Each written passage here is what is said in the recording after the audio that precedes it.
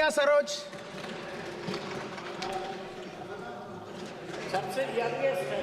माननीय अध्यक्ष महोदय, धन्यवाद मुझे आज बोलने का अवसर देने के लिए। मैं सबसे पहले भारत के संविधान के रचयिता बाबा साहब डॉक्टर भीमराव अम्बेडकर जी को श्रद्धांजलि अर्पित करते हुए अपनी बात शुरू करूंगी। भारत का संविधान दुनिया का सबसे विस्तृत, सुंदर और अनोखा संविधान है। ये ऐसे भावनाओं के साथ बनाया गया है जो समानता, बंधुता और राष्ट्र एकता को बल देती है। आज जो मैं यहाँ खड़ी होकर अपनी बात कर रही हूँ, यह शक्ति हमें हमारे संविधान ने दी है। हमें गर्व है कि हमारी पार्टी के स्वर्गीय मुलायम सिंह जी और हमारी पार्टी के अध्यक्ष श्री अखिलेश यादव जी हमेशा संविधान के मूल्य की रक्षा की और सामाजिक न्याय के लिए संघर्ष किया। हमारे देश में हर नागरिक, चाहे जाति या धर्म कोई भी हो, खुद को सुरक्षित और शामिल महसूस करता है। लेकिन आज के दिन हमें यह सोचने की ज़रूरत है कि क्या हम संविधान के आदर्शों के अनुसार चल रहे हैं। 2014 से पहले भारत धर्मनिरपेक्षता, समानता और न्याय के प्रतीक था।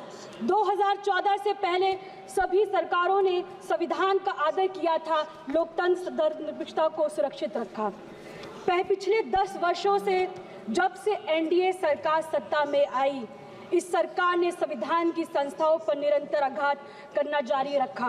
विकास के वादे पर विनाश की एक अंतहीन कथा रखी है। सरकार की नीतियां एक धर्म और प्राथमिकता देकर धर्मनिरपेक्षता को कमजोर कर रही है। असहमति जताने वाली को देशद्रोही कहा जाता और उनके खिलाफ हिंसा या धमकी को सही ठहराना आर्टिकल 19, आर्टिकल 21 सीधा उल्लंघन है। तुम्हारी फाइलों में गांव का मौसम गुलाबी है, तुम्हारी फाइलों में गांव का मौसम गुलाबी है, मगर ये आंकड़े झूठे हैं और ये दावा किताबी है। 2018 में लाए गए इलेक्टोरल बॉन्ड ने राजनीतिक फंडिंग में पारदर्शिता को खत्म किया, जिसे सुप्रीम कोर्ट ने असंवैधानिक बताया। कंट्रोवर्शियल कृषि कानून ने किसानों का विश्वास तोड़ा, उन्हें रद्द किया गया, लेकिन किसानों की समस्या आज भी अनसुलझी है। मंदिर मस्जिद के नाम पर संभल जैसे नए नए विवाद को जन्म देकर समाज में निरंतर घृणा और नफरत का माहौल पैदा किया जा रहा है। मगर मैं कहना चाहूंगी, सत्ता में बैठे लोगों ने ये कैसा हिंदुस्तान कर दिया, सत्ता में बैठे लोगों ने कैसा हिंदुस्तान कर दिया, बेजान इमारतों को हिंदू मुसलमान कर दिया। स्वतंत्र संस्थानों और मीडिया को दुरुपयोग किया जा रहा है। दलित की बेटी का अपहरण होना, उनका रेप कर दिया जाना, उनके शव को पुलिस द्वारा रात को पेट्रोल डालकर जला दिया जाना, उनके घरों में आग लगा दिया जाता, सभी घटनाएं 70 वर्ष के बाद भी हो रहा है। यूपी सरकार ने ESM लागू कर हड़ताल पर रोक लगाया है। राज्य में कोई भी कर्मचारी आज 6 महीने तक हड़ताल नहीं कर सकता है। साल 2014 से पहले तक जितने भी चुनाव हुए उन पर कभी उंगली नहीं उठी है, परंतु पिछले कुछ वर्ष में जिस प्रकार EVM पर उंगली उठी है, मत के साथ हेरफेर की बात समझ में आज सामने आई है। इससे निश्चय मतदाताओं के मन में भ्रम पैदा हुआ है। मैं आप सभी से आग्रह करती हूँ कि पिछले 10 वर्ष में ध्यान दें।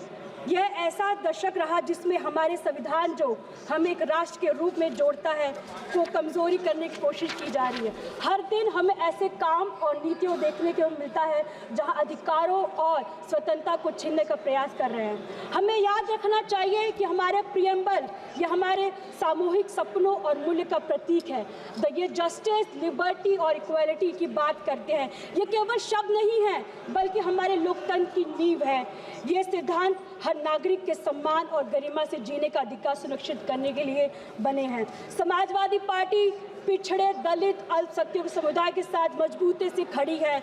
उनके अधिकारों को उत्थान करने का प्रतिबंध है और हम सुनिश्चित करते हैं कि उनकी आवाज़ हर राजनीतिक चर्चा में सुनी जाए। जाति जनगणना को हम सामाजिक और आर्थिक असमानताओं को दूर करने और समान अवसर प्रदान करने के लिए आवश्यकता मानते हैं। हमारा संविधान की मूल भावना है ये कि समाज के अंतिम पायदान पर खड़े व्यक्ति को मुख्य धारा से जोड़ना। हमारी पार्टी और हमारे नेता पीडीए के माध्यम से संविधान की उसकी मूल भावना को साकार कर रहे हैं। भारत का संविधान हमें देता है संदेश, भारत का संविधान हमें देता है संदेश, हम सब बाद में सबसे पहले हमारा देश। जय भीम, जय समाजवाद। Thank you.